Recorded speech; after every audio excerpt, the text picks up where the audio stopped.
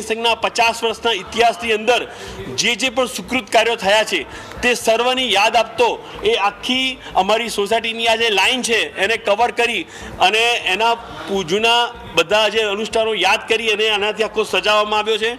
અમારી આખી સોસાયટીમાં ઘરે ઘરે લોકોએ પોતાના સ્વયં ઉત્સાહથી ઘર ફ્લેટ બંગલો એની રોશની કરી અને લોકોએ પોતાનો ઉત્સાહ રજૂ કરેલો છે અને આ સર્વના દર્શન વંદન કરવા માટે અમારા જૈન સમાજના અને જૈનેતર બધા જ લોકોને અત્રે પધારવાનું અમારા તરફથી ખૂબ જ આમંત્રણ છે। જૈન સંઘના 50 વર્ષના ઇતિહાસની અંદર જે પણ સુકૃત કાર્યો થયા છે તે સર્વની યાદ આપતો એ આખી અમારી સોસાયટીની આ જે લાઈન છે એને કવર કરી અને એના